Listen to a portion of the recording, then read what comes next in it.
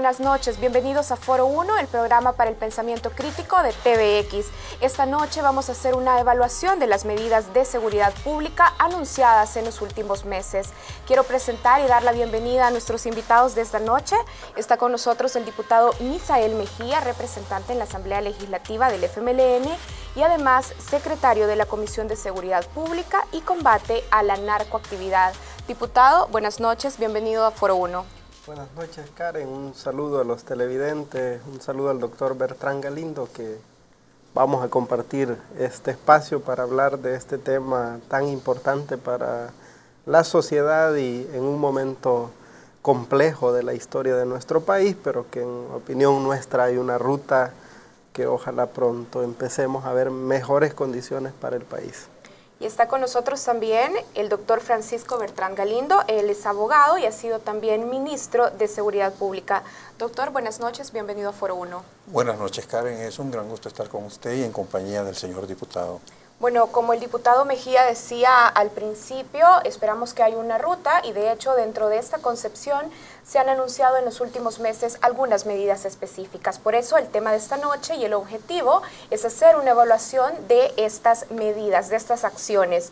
Vamos a dividir el programa en algunos temas específicos. Vamos a hablar del papel de la Fuerza Armada, vamos a hablar también de los traslados de reos que se hicieron en los últimos meses entre centros penales de nuestro país. Vamos a hablar también del anteproyecto de ley de reinserción que se ha estado preparando y también vamos a hablar de las medidas urgentes en este tema de seguridad pública. A ustedes, de nuevo, bienvenidos a Foro 1. Recuerden, sus comentarios y preguntas son bienvenidos a través de redes sociales, @expresatvx, etiqueta Foro 1.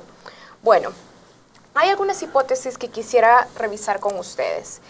Primero, la hipótesis de que los ataques contra miembros de la Fuerza Armada de El Salvador y contra miembros de la Policía Nacional Civil son una respuesta de las pandillas por las acciones que el Ejecutivo ha implementado en los últimos meses y que se dice son una respuesta porque estas medidas los han acorralado.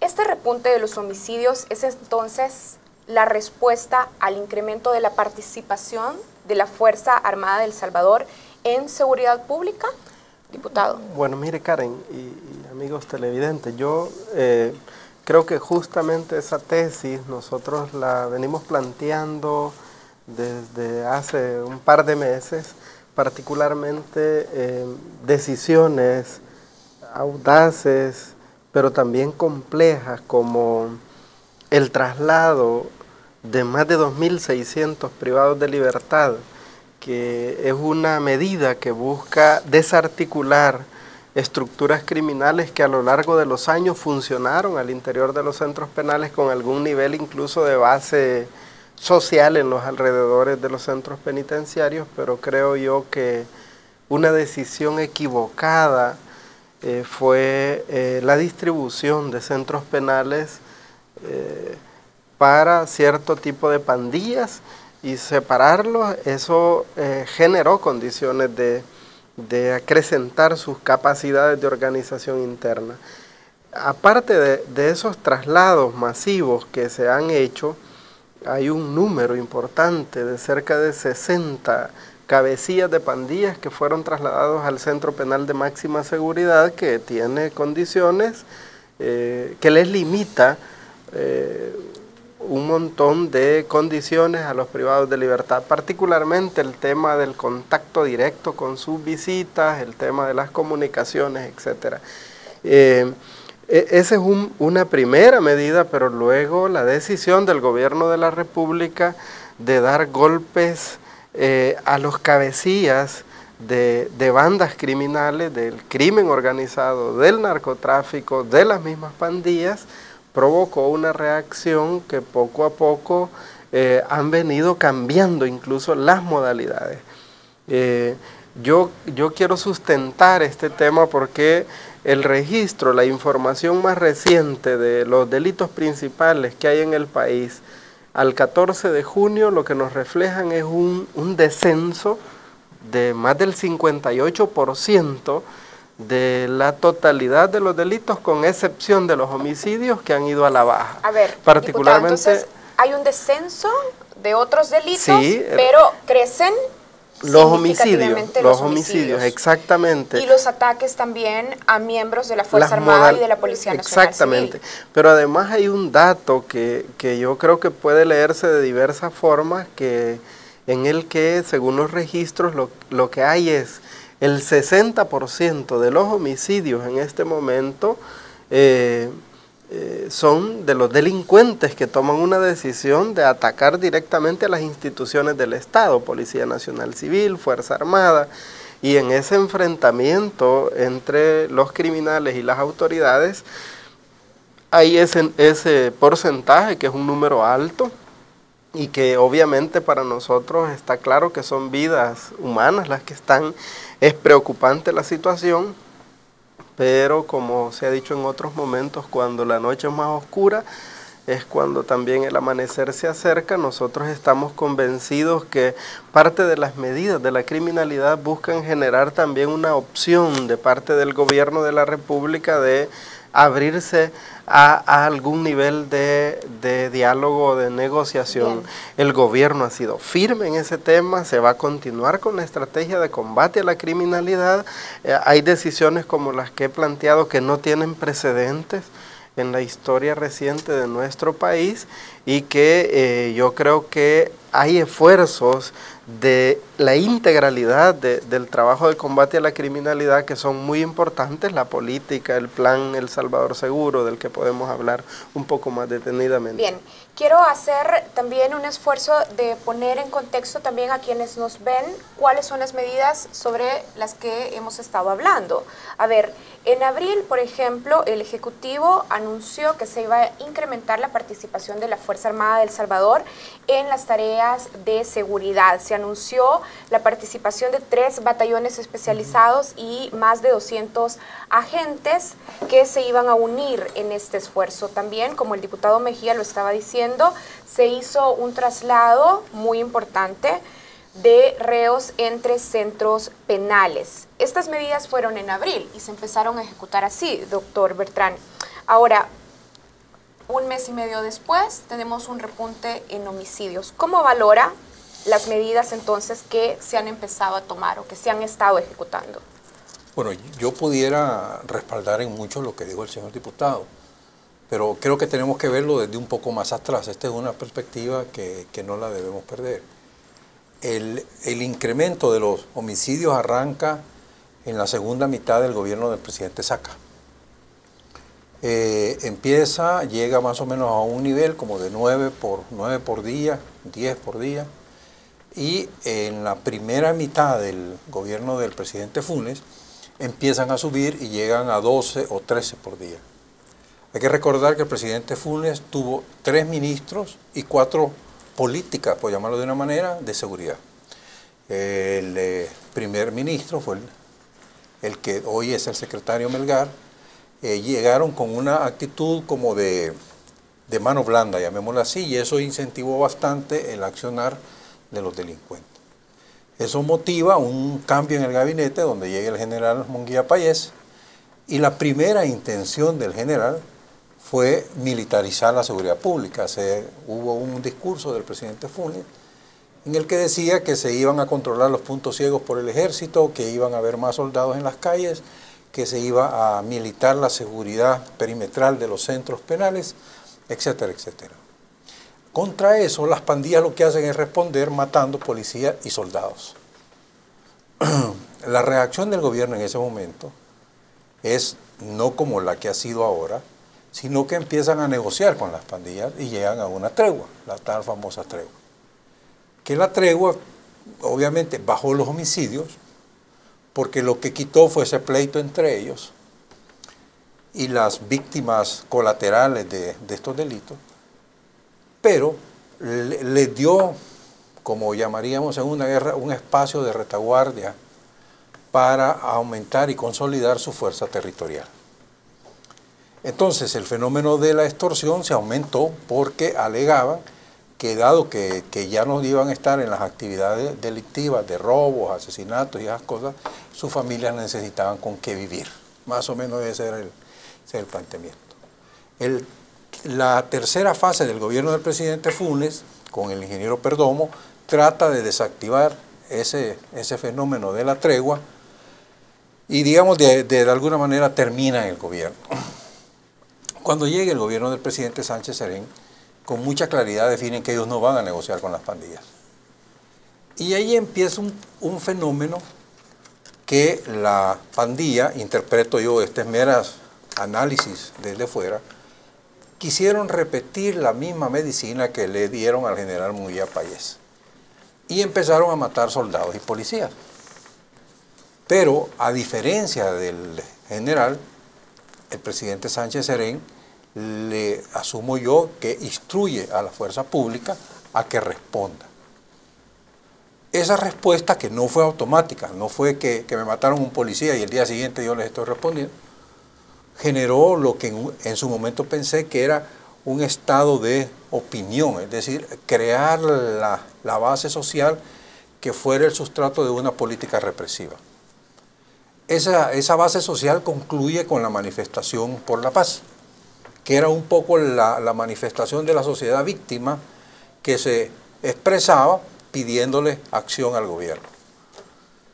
Esa señal coincidió que ese mismo día estuve yo en una entrevista allí con un secretario de Casa Presidencial y el secretario usó una frase similar a la del diputado. Dijeron, mire, los asesinatos van a subir porque el gobierno va a responder y nosotros estamos esperando respuesta. Pero, dijo él, esta va a ser la oscuridad antes de que salga la luz. Más o menos la misma frase del señor diputado. Yo en lo personal quiero pensar que es así. Es decir, quiero pensar porque era necesario tomar una actitud seria y firme de quién es el Estado, quién es autoridad dentro del territorio. Y la situación a la que habíamos llegado y que todavía está discutiéndose es que en los territorios los que mandaban hasta cuáles eran los artículos que se vendían en la tienda eran las pandillas. Entonces, para mí el accionar del gobierno responde en la lógica que primero tiene que debilitar a las pandillas para luego plantear una opción de reinserción y luego de eso una opción de prevención a nivel de generar comunidad, crear más sociedad, crear estructuras, apoyos y todo eso. Digamos que, visto desde fuera, sin tener toda la información que uno puede tener como ciudadano, yo veo que las medidas van en el sentido correcto. A mí me preocupan un par de cosas, que posiblemente el gobierno no las ha dicho porque no las considera tácticamente correcto para decirlas. Pero una de ellas es que no veo un plan de consolidación territorial, que para mí es crítico. Es decir, los batallones que se crearon de fuerzas militares son batallones de reacción. Y como lo explicaba, no sé si don Jato, decía que eran acciones que eran unos batallones que iban a llegar, iban a limpiar la zona, pero se iban a salir. O sea, no eran batallones de mantenimiento territorial.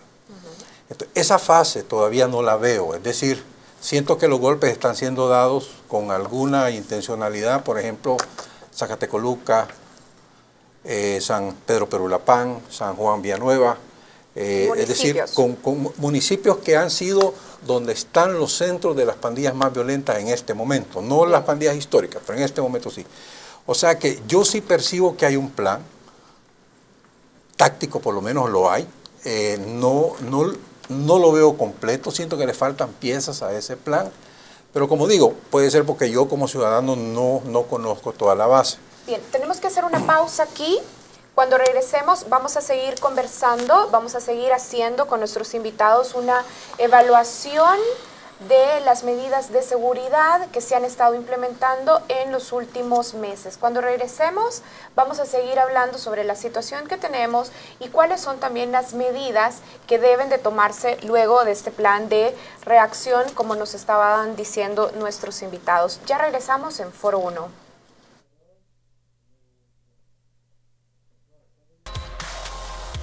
Estamos de regreso en Foro 1. Les recuerdo que esta noche estamos conversando con el diputado Misael Mejía representante en la Asamblea Legislativa del FMLN y secretario de la Comisión de Seguridad Pública y Combate a la Narcoactividad. También está con nosotros el doctor Francisco Bertrán Galindo, abogado y que ha sido ministro de Seguridad Pública. Bueno, un resumen del bloque anterior. Nuestros invitados coincidían en que las medidas actuales que han enfrentado a grupos de pandillas con elementos de seguridad, tanto de la Fuerza Armada como de la Policía Nacional Civil, podrían ser un punto de inflexión. El doctor Bertrán Galindo, antes de irnos a la pausa, decía había que debilitar a las pandillas. Ahora bien, ¿qué nos garantiza que estas medidas de enfrentamiento directo, por ejemplo, tengo aquí algunos datos que quiero compartir? Según el Ministerio de Seguridad Pública, 6 de cada 10 personas asesinadas son pandilleros. En lo que va del 2015, 200 enfrentamientos han ocurrido entre elementos de seguridad y grupos de pandillas. Ahora, ¿qué nos garantiza que estas medidas no se van a salir de control? ¿Qué nos garantiza que el Estado salvadoreño tiene capacidad para evitar que estos enfrentamientos se vuelvan cada vez más comunes, que afecten cada vez más a la población y que también se cometan abusos en medio de estos enfrentamientos, diputado? Sí, mira, yo antes de abordar la sostenibilidad y la capacidad de control de las autoridades, creo que es importante para los televidentes que sepan que si algo se ha hecho es un esfuerzo muy transparente de parte del Gobierno de la República de explicarle a la sociedad de cuál es el rumbo en términos de la política pública de seguridad ciudadana. En el pasado... ¿La política incluye enfrentamientos directos de Fuerza Armada, Policía Nacional Civil y grupos de pandillas? Es que mira, una de las responsabilidades imposibles de evadir para las autoridades es el tema de represión y control del delito, que es uno de los 5 ejes de la política pública. En él está el tema de la prevención, que yo en ese punto sí quiero decir que históricamente es un tema que se relegó, que se hicieron muy mal las cosas en el pasado y creo que el enfoque de trascender como país de una política de gobierno a una política de Estado es un paso trascendental. El gobierno, en el marco de la campaña presidencial y luego que el presidente Salvador Sánchez Serén llega al gobierno, hizo un esfuerzo con los sectores empresariales, los medios de comunicación, el sector religioso de diferente denominación de exponer la política de seguridad ciudadana y convivencia. Pero en el mes de septiembre del año pasado que se conforma el Consejo Nacional de Seguridad Ciudadana y Convivencia, el primer documento que se les entrega para la revisión, para sugerencias, para modificaciones, es justamente esa política. Del Consejo, después de la discusión, en lo que se aterrizó fue en ponerle carnita, como diría alguna gente, a la política y retomando los mismos ejes o prioridades establecidos, se elaboraron después de 6 meses de discusión en alrededor de 8 mesas de trabajo, se elaboró el Plan El Salvador Seguro.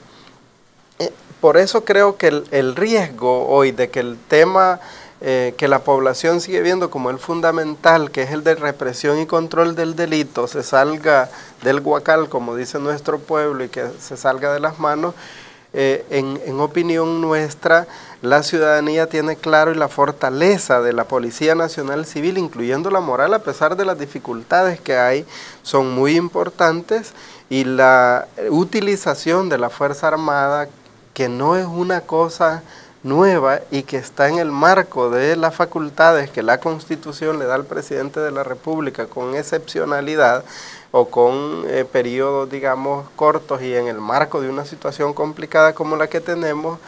Creo yo que el punto es tener en cuenta que es una concentración dirigida a focos, a municipios priorizados, que incluso en el pasado nunca se decía dónde estaba el principal problema. El país en este momento concentra arriba del 70% de los delitos en 57 municipios del territorio nacional.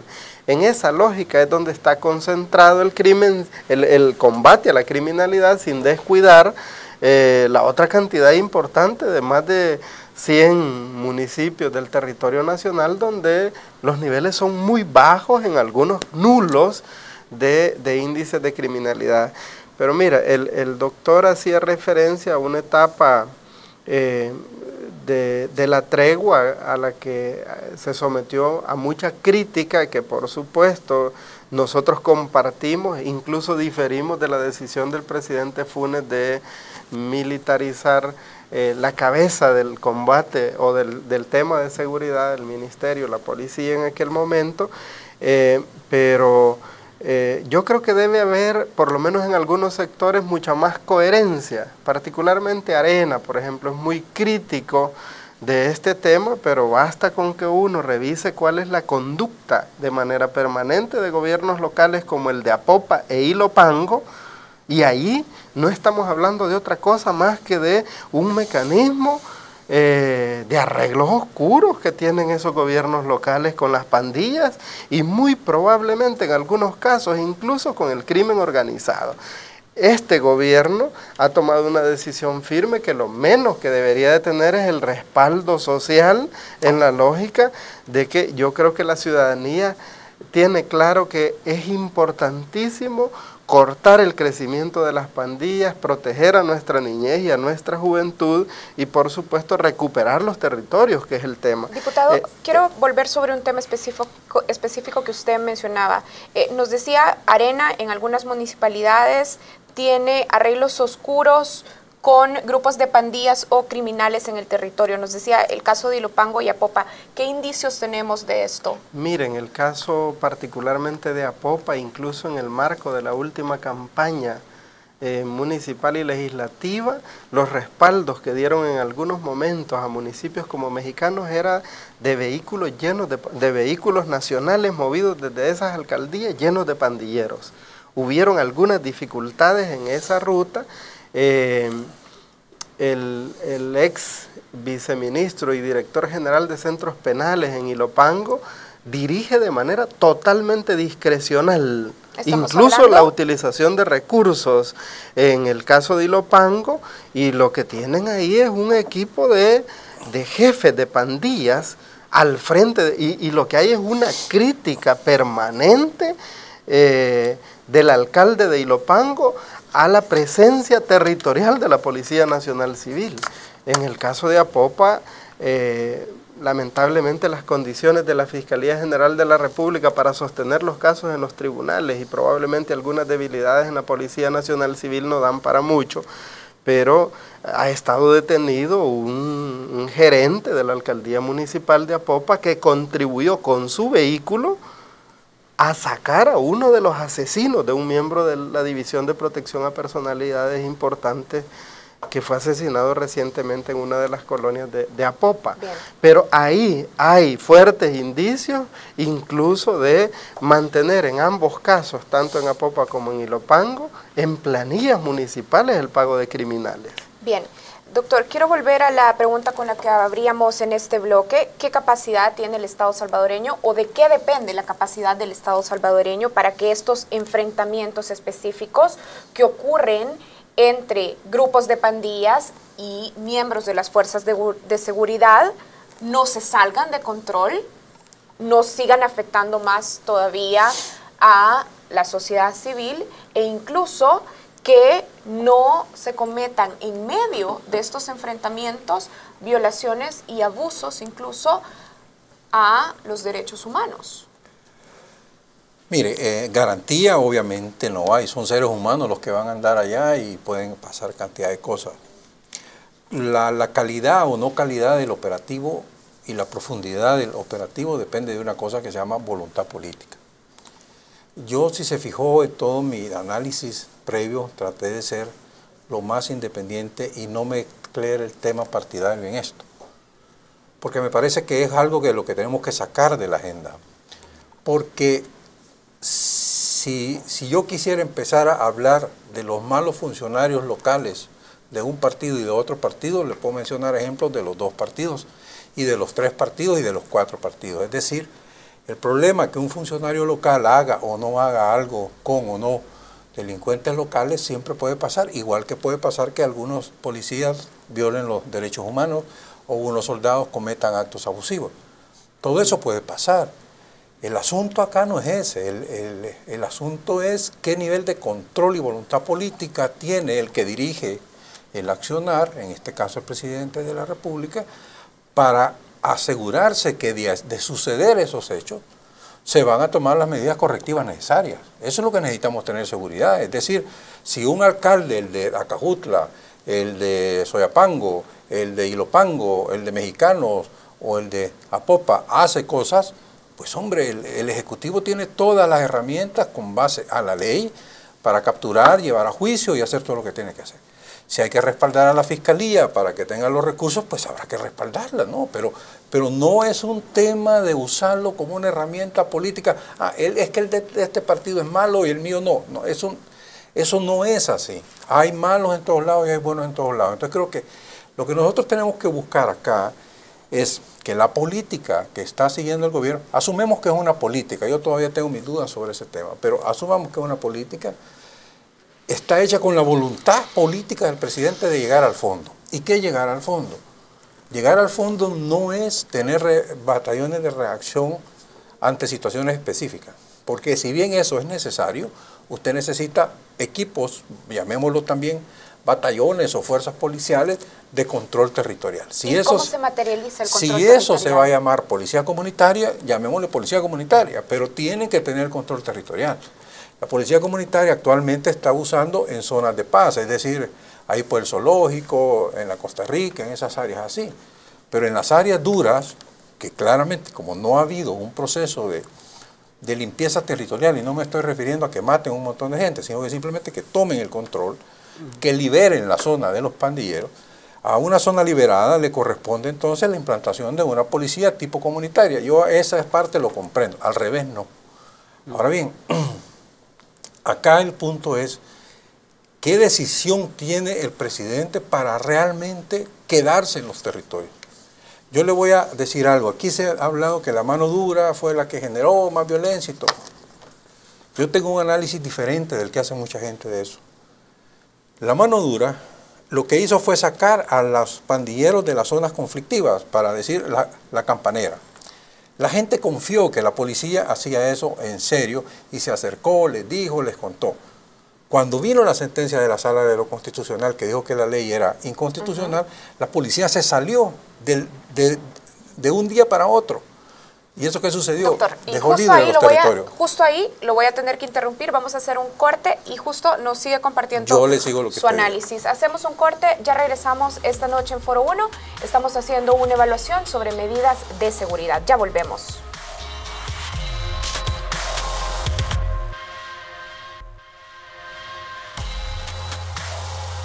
Estamos de regreso en Foro 1. Esta noche conversamos con el diputado Misael Mejía, representante del FMLN en la Asamblea Legislativa y secretario de la Comisión de Seguridad Pública y Combate a la Narcoactividad. También está con nosotros el doctor Francisco Bertrán Galindo, abogado y exministro de Seguridad Pública. Antes de irnos a la pausa en el bloque anterior, justamente el doctor nos decía, bueno, yo difiero un poco en el análisis que se suele hacer sobre el plan Mano Dura. Sí. Es que fíjese que lo que pasó con el plan Mano Dura es que se implementa el plan, se sacan a las pandillas de las zonas donde se hizo ese plan, la policía toma control de las zonas, pero cuando se declara inconstitucional esa ley, la policía lo que hace, en lugar de sostener de otra manera el territorio, yo creo que como en cólera por lo que pasaba, simplemente se retira del territorio y lo deja libre. ¿Qué sucede ahí? Las pandillas llegan, pero las líneas territoriales ya no existían. Las que antes habían logrado reconocer ellos como fronteras entre ellos, ya no existían. Entonces empiezan a pelear sus propias nuevas fronteras, y en esas nuevas fronteras es que empiezan a subir los homicidios. Por eso yo le decía que los homicidios empiezan a subir en el primer semestre del periodo del presidente Saca, que es cuando se declara inconstitucional la ley. Entonces, Esto lo menciono solo para que saquemos una reflexión. Lo que está sucediendo ahora, que son más muertos, es cierto, creo que es necesario, creo que el gobierno está haciendo algo que era necesario que se hiciera, que puede suceder que en medio de eso se mezclen grupos que tomen la justicia por su mano, también es una realidad. Pero aquí lo fundamental es que el gobierno tenga la voluntad política de sostenerse hasta el final. Porque si en algún momento el presidente da orden de retirar a la fuerza pública de las zonas que de alguna manera ya tiene controladas, por ejemplo, hoy que descabezó a toda la clica de San Pedro Perulapán, por ejemplo, es importante que San Pedro Perulapán tenga seguridad que a partir de hoy va a estar bajo control de la policía y no bajo control de los nuevos líderes de la clica. Ese tipo de cosas tienen que empezar a pasar. En la medida que eso se vayan dando, se vayan profundizando, que el gobierno sostenga la política, porque le van a venir críticas, va a tener problemas, va a tener dificultades de recursos, de fondo, por momentos se va a caer la moral de los policías. Todo eso está por pasar. Pero digo yo, en la medida que ellos vayan así y lo hagan, y otro de los elementos que ya vamos a conversar también, de verdad esté respondiendo esto a un plan integral, que como les digo, tengo mis dudas, pero no porque desconfíe, sino porque no sé, es que entonces podemos esperar, digo yo, de aquí quizás a 6 meses, 1 año, una disminución importante de la parte del homicidio y de las extorsiones, que es una cosa clave en todo esto. Pero para eso tenemos que ver que se estén construyendo más cárceles. Yo no lo veo, puede ser que el diputado lo sepa porque él está en el sector. Tenemos que ver policías de ocupación o batallones de ocupación territorial, tampoco lo vemos. Sí, faltan cosas que yo esperaría que en alguna vez el presidente diga, bueno, ya la fase 1 terminó, ahora voy con mi fase 2, que va a ser estas cosas que le estoy diciendo. Diputado, antes tenemos que hablar de centros penales, pero antes de que empecemos a hablar de centros penales, quisiera preguntarle en qué se diferencia el plan mano dura en su definición de las medidas de reacción inmediata que está tomando el gobierno. Mire, yo creo que primero hay en lo que el doctor ha planteado una confusión entre plan y ley. Ley de mano dura nunca existió. Lo que sí había era un nombre. Algunos exfuncionarios, particularmente el exdirector de la Policía Nacional Civil, ha dicho que eso no existía, que era más bien una manera mediática de llamar las cosas. Lo que yo le puedo asegurar es que este gobierno lo que tiene es una política integral de combate a la criminalidad y que en este momento lo que sobresale es el eje de control y represión del delito. ¿Y ese eje de control y represión en qué se diferencia de las intervenciones que se dieron en el marco del plan mano dura? Enormemente, porque el punto es que no es lo único que se está aplicando. Por eso hay una focalización que se ha hecho pública, que todo el mundo conoce, de cuáles son los municipios con mayor índice de violencia y donde está concentrado el mayor trabajo de inteligencia, de represión del delito, del batallón especial de la Policía Nacional Civil, que es una fuerza élite, y de los batallones de la Fuerza Armada, que están contribuyendo temporalmente con este punto. Pero a la par de eso, hay un proceso de ejecución de medidas preventivas desde los programas sociales, pero desde los esfuerzos de los gobiernos locales, y en eso no hay una separación entre un partido y otro, que en concreto en este momento el plan El Salvador Seguro se ha buscado y se tiene ya la planificación, el presupuesto y una serie de medidas de intervención del Estado, obras públicas, vivienda, salud, porque de lo que se trata es de recuperar territorios, pero no se trata de militarizar municipios. De lo que se trata es de que el Estado, las comunidades, los liderazgos locales asuman la atención a la juventud, a la niñez, el tema de valores, etcétera. Por eso el elemento de la prevención de la violencia es clave. Por supuesto que el doctor tiene razón en que a la par hay otros elementos. Mira, se dejó lamentablemente una traba legal complejísima en un proceso de corrupción en la construcción de la fase 3 del penal de Izalco, en el que hay deterioro y construcción y deterioro en un espacio al que le caben cerca de 1.700 privados de libertad y que se dejó tirada porque ahí se aprobaron recursos y se aprobaron porcentajes de construcción de esa fase del centro penal que no se habían dado, que no se había ejecutado, digamos, esa parte, y hasta en estos días se ha terminado de destrabar todo el proceso internacional incluso para volver a esa etapa. Pero nos encontramos con para ir entrando al otro tema al que tú hacías referencia, con un nivel de sobrepoblación en los centros penitenciarios que no es que se haya disminuido del todo, pero para ponerte un ejemplo, solo la cárcel de mujeres en Ilopango tenía más del 900% de hacinamiento. Esa situación era grave, los niños menores de 5 años estaban privados de libertad como sus madres en semejantes condiciones. Vamos a tener que hacer una pausa, pero quiero ya poner sobre la mesa el tema de centros penales. Doctor, ¿tiene el Estado salvadoreño control sobre su sistema de centros penales, sobre el sistema penitenciario? Yo creo que no, y esa es una debilidad estructural, no es un tema de un gobierno, esto es histórico. ¿Cómo se configuró o cómo se acumuló ese debilitamiento del control sobre los centros penitenciarios? Yo creo que el problema es que el sistema penitenciario es la cenicienta de todo el sistema de seguridad. Es decir, no es muy difícil para los políticos justificar usar recursos para que los reos vivan bien. Entonces hay un costo político en eso, pero yo coincido con el diputado, tenemos que tomar conciencia que son seres humanos. En mi época, cuando a mí me tocó ser ministro, yo la recibí con 9.000 reos, dejé eso con 12.000 reos con capacidad hasta 14.000. Pero lo que ha sucedido en los años subsiguientes, que como también lo está explicando el diputado, y últimamente pues se hacen capturas de 50 pandilleros, y yo digo, ¿y a dónde van a ir? La situación de las Bartolinas de la policía son realmente inhumanas, por muy delincuentes que sean, creo que necesitan cierta condición básica para poder estar ahí. Entonces hay una cuestión que es muy delicada, pero como le digo, es fácil explicar darle dinero a la policía, pero es difícil explicar darle dinero a los centros penales.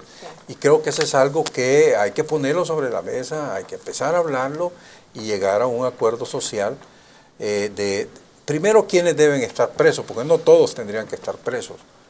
Pero independientemente van a haber presos, y los que se quedan presos son los más malvados, los peores, los que cometen los peores delitos. Pero por muy peores delitos que cometan, no los podemos tener en condiciones de seres animales. Bien. Son seres humanos al final. Hacemos una pausa aquí. Cuando regresemos en el último bloque de Foro 1, me gustaría también conocer la opinión sobre el diputado Misael Mejía en este tema de centros penales, y también vamos a hablar un poco sobre el anteproyecto de ley de reinserción. Hacemos una pausa, ya volvemos en Foro 1.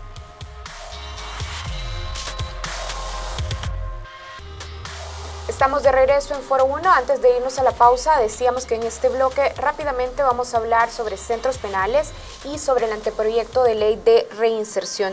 Diputado, ¿qué planes se conocen en la Comisión de Seguridad Pública y Combate a la Narcoactividad en el tema de centros penales? ¿Qué elementos son necesarios para que el Estado salvadoreño desarrolle y recupere el control sobre el sistema penitenciario?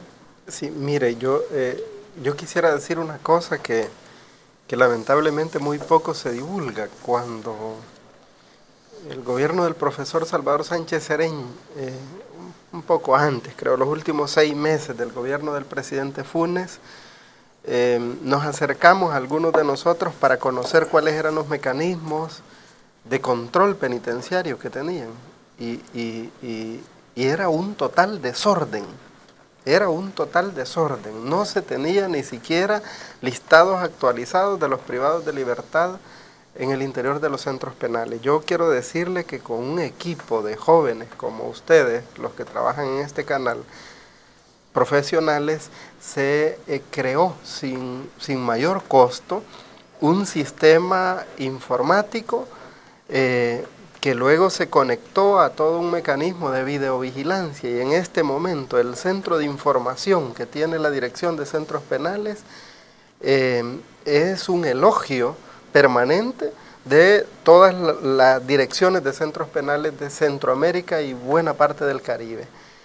Resulta que se tiene en tiempo real, con una documentación a la que incluso la Corte Suprema de Justicia, la misma Fiscalía General de la República hace consultas de esa información, en tiempo real, con mecanismos de videovigilancia, con un sistema que no se le compró a ninguna empresa transnacional, sino que la elaboraron ingenieros en informática de este país. Pero yo quiero comentarle que también el segundo centro penitenciario con mayor nivel de hacinamiento del país, que era Apanteos, en Santa Ana,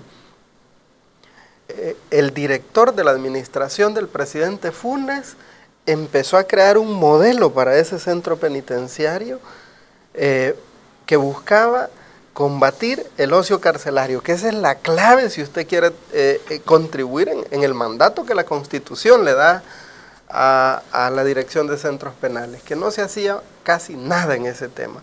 Y mire, yo invito, ojalá y ustedes u otros medios pudieran hacer reportajes de las cosas buenas que se están haciendo en el país. Apanteos es un modelo, en un espacio totalmente limitado. Hay producción de tilapia, hay producción agrícola, hay producción de una serie de artesanías, hay producción de detergentes, de una serie de cosas que han convertido a ese centro penal en un modelo que Naciones Unidas le permitió al gobierno sistematizar completa la experiencia, y hoy el modelo Yo Cambio ha sido adoptado por todo el sistema penitenciario en su conjunto. Exactamente, ¿de qué depende de que el modelo se replique? Y también quería consultarles si hay planes que se conozcan dentro de la Comisión para la construcción de nuevos centros penales. En este momento hay 5 granjas penitenciarias en las que los privados de libertad en fase de confianza están ejerciendo labores de producción, y buena parte de esa producción o se comercializa o se consume, en el caso de tilapia, hortalizas o producción agrícola. Pero hay todo un esfuerzo de coordinación también con el Ministerio de Obras Públicas, con algunas municipalidades, para que privados de libertad asuman algunas tareas en ¿Planes de construcción de nuevos centros penales? De carreteras. Mira, una de las últimas cosas importantes que se hizo fue construir una fase en Izalco justamente para las privadas de libertad que tienen hijos menores de 5 años. Ahí se tiene ya 0 hacinamiento, pero además se tiene a los niños y niñas en espacios dignos, con atención psicológica, con atención educativa, con espacios recreativos que quiebran completamente ese ciclo que multiplica las condiciones difíciles de las que vienen algunas de ellas. Hay ya, como te explicaba en el set anterior, un proceso para retomar nuevamente la construcción de la fase 3 del penal de Izalco, que va a permitir cerca de 2.000 privados de libertad. Eso va a descongestionar en alguna medida y poner en menos riesgo más de 5.000 privados de libertad que se tienen en Bartolinas, que es una condición que la compartimos completamente con la opinión que el doctor Bertrán hacía referencia. Bien, hago una pregunta final porque se nos acaba el tiempo, una pregunta para los dos y para poner en contexto también a quienes nos están viendo. El secretario de Gobernabilidad y comisionado presidencial de Seguridad, Ato Azbún, ha dicho que el anteproyecto de ley de reinserción de pandillas va a ser revisado por el presidente Salvador Sánchez Serén y luego será enviado a la Asamblea Legislativa. Mi pregunta específica y casi a manera de conclusión es: ¿qué elementos debe contener este proyecto de ley de reinserción de pandillas para que pueda ofrecer soluciones reales, doctor? Bueno, déjeme ver este proyecto de ley como un elemento más de un plan que, según nos dice el diputado, es integral. De ser así, yo lo vería como la parte de la zanahoria de un proceso donde se ha estado golpeando fuertemente a las pandillas, que me hace lógica, es decir, no es un tema de exterminar a 20.000 o 30.000 o 40.000 pandilleros, sino que se trata de que ellos comprendan que les resulta mejor salirse de la pandilla a quedarse en ella. En ese sentido, esa ley debería ir como la oferta para los pandilleros de cómo salirse. Obviamente, ese cómo salirse debe tener algunos requisitos. Para mí lo más importante es respetar el derecho de las víctimas. La sociedad toda hemos sido víctimas, pero hay víctimas específicas. Entonces yo creo que deberíamos buscar una manera de que eso no simplemente signifique un regalo a la impunidad del pandillero, que se salga, sino que obviamente quizás un poco como el fenómeno de Colombia, donde los que se salieron tuvieron que confesar sus crímenes, someterse a una cierta medida penitenciaria atenuada, y con unos mecanismos para poder reintegrarse. Yo creo que por ahí pudiera ir, pero quisiera sumar que sí me preocupa no escuchar del diputado ni del gobierno que realmente se está ampliando grandemente el tema de los centros penitenciarios. Es decir, yo creo que hay que buscar medidas urgentes, aunque no sean los centros penitenciarios integrales, pero que estamos hablando que está casi al 200% la capacidad, mucho más del 200%. Entonces, soluciones para 1.000, para 2.000 no bastan.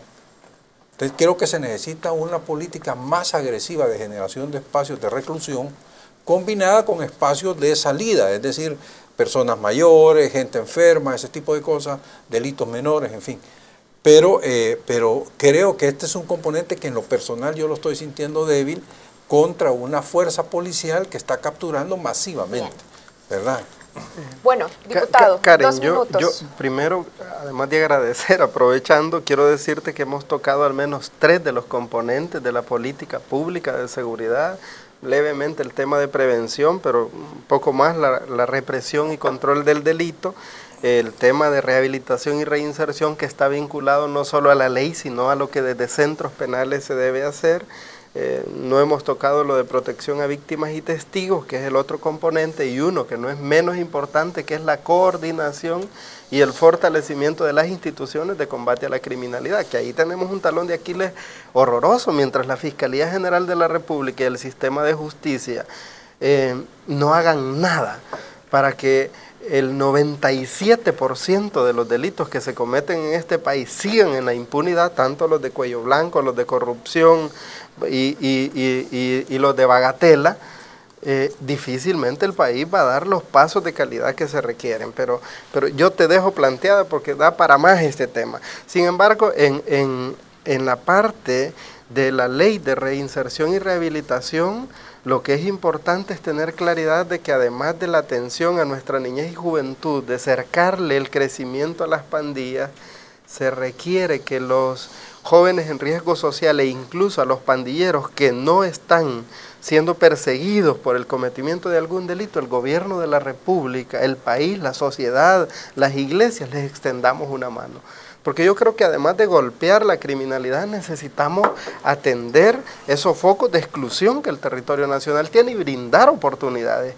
Y el papel que la empresa privada, las iglesias, las comunidades, el Consejo Nacional de Seguridad Ciudadana en su conjunto puede jugar es fundamental. Por eso es que la ley, antes de que se lleve formalmente a la Asamblea Legislativa, ha pasado varios meses en una discusión intensa al interior del Consejo. Nosotros estamos listos para que luego de esa discusión que ya se ha hecho externa a la Asamblea, podamos hacer todo el proceso de consultas que nos permita dar una herramienta más que complemente las patas de esta aplicación de política integral. Yo sí quiero decirte que no hay precedentes de una manera de discutir las cosas tan a fondo, a pesar de que se diga lo que se quiera decir en el pasado. Y no estoy haciendo una utilización política del tema, porque no es ese el punto.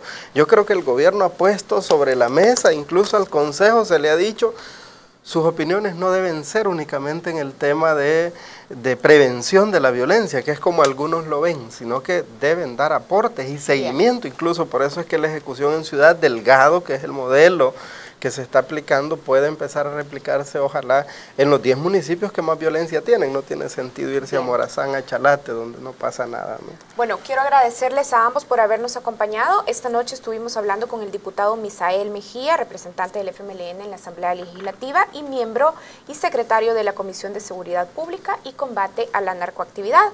También nos acompañó el doctor Francisco Bertrán Galindo, abogado y exministro de Seguridad Pública. Muchas gracias a ambos por habernos acompañado. Gracias también a ustedes por estar con Foro 1. Esperamos que el debate esta noche dé insumos a ustedes suficientes para el pensamiento crítico y sobre todo para tomar mejores decisiones como ciudadanos. Buenas noches.